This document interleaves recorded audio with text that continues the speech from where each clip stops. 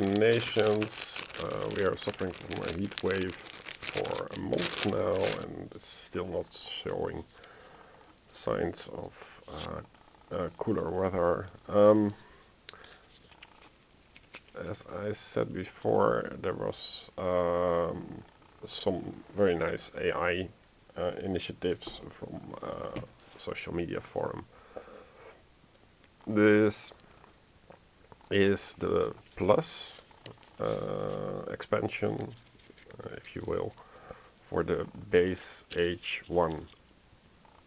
So at a certain point you find yourself being bored with the H1 base cards, and you add these cards. But the problem with these cards is that they all point to either victory, books,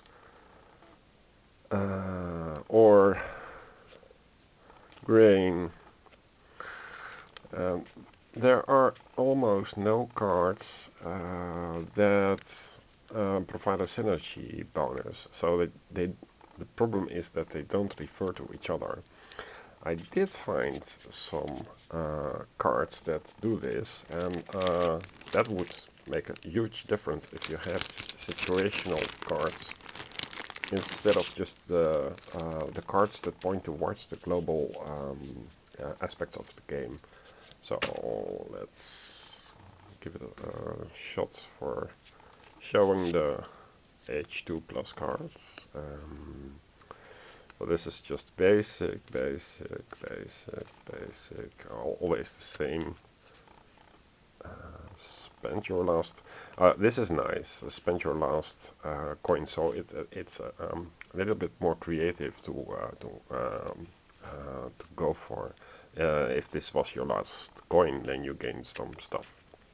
So you can time this a little bit. If you bought a colony this round, it's okay, but it's not really enough, if you ask me. And all these stats things, these are the boring cards. If you have the least money, then you also lose books. Now that's really great. So this Moai statues, yeah, that's, they are so how do you say, simple, and it's okay to have simple cards if you want a simple game, but there should be more intricacies if you want a better market for this game. So it's always the same stats per advisor. Usually you only have one advisor, except for Persia. You can't overbuild on a blue square, for example, or a blue place rectangle. Oh, how do you call it? From your board with other things. Golden age bonus, it's okay.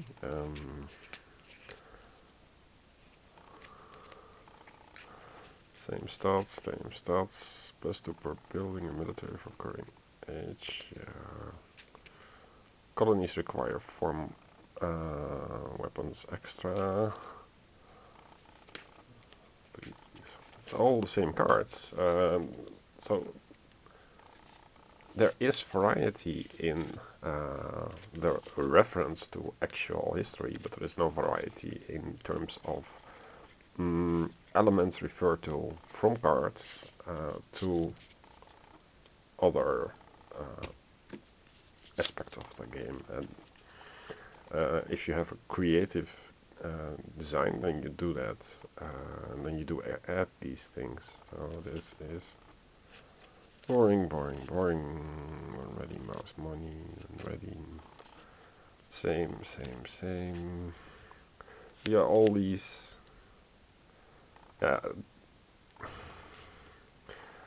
All these step kinds of cards, they all go the same way. And 2 privates per round, yeah, that's a nice one. I think if you are really scared of breaking the game, then you certainly want everything to be as boring and bland as possible, but it is not what I'm looking for in a game. I want some wow effects, and this game does not wow me. Well, in H4 there are some nice things. Let me show you what's H4. So there's the X for expert. And these are the two cards that are non-basic. So if your Titanic is ready, everybody else has to lose coins or remove their advisor. So that's more like the modern viticulture kinds of effects that you have in your visitors. And this MIT is for when you build a new building, then you deploy a guy for it for free. And that is a nice bonus effect. And but it does. There are no cards that refer to if you have two of the same stability or so for cards like this. It should be more playful. That is what we expect nowadays. So I don't know if you have two wonders, then something triggers with military, or if you gain something extra, or certain timing things. But not just like wonder under construction that you add just workers. And I don't know, this is also a little bit bland. It should be progressive nowadays, so it's -1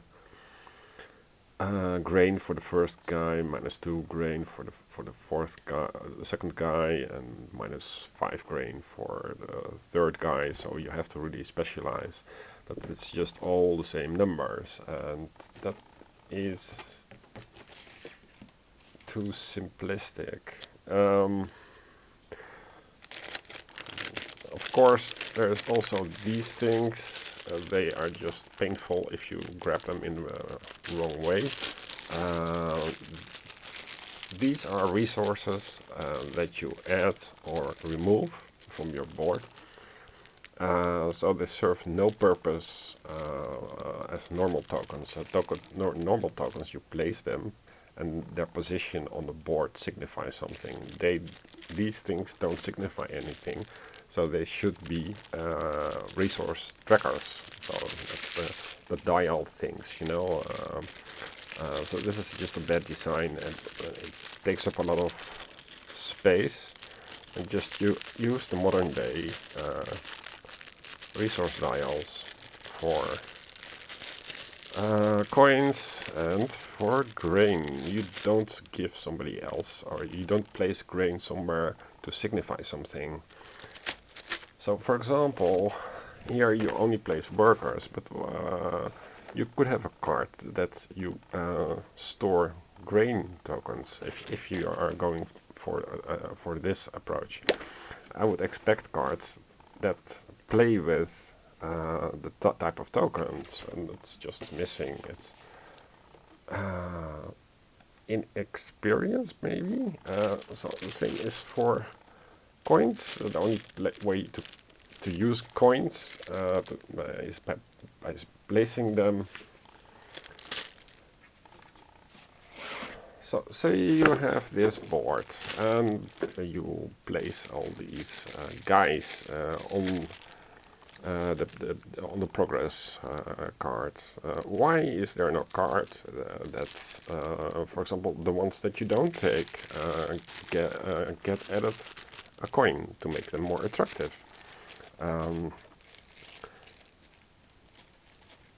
It's just a bland design philosophy, and I can't really, without completely rewriting the game, can't really fix this. And in that case, games like this just should have to go. Where's the other one? Oh yeah, this is. It was a crappy AI by Apollo Melon, and I have re-edited it a bit. Some ideas from Nations the Dice game. Here's the Board Game Geek competitive AI inspiration. So I just split it up for visuals. So it's as usual for a solo game. Give the AI 4 VPs, your turn, AI turn, and scoring. This is instead of the standard AI. The change is that every action you take triggers a die roll, including deploying a worker to a building. When you roll the die, and if building, if wonder, if war, if golden age. So this is if an advisor or battle, simply remove it from the board. So this is more straightforward way than the original document. And of course, if you are ever thinking about writing an AI, you should have a scoring table and you should have difficulty levels. I didn't investigate this enough to determine difficulty levels, but you could reason that 0 VP, for example, is an easy version for this. And yeah, so this is the most simple, straightforward one that doesn't require an automa deck. What is all? Yeah, I think I have to go to make another video about nations. Okay, bye.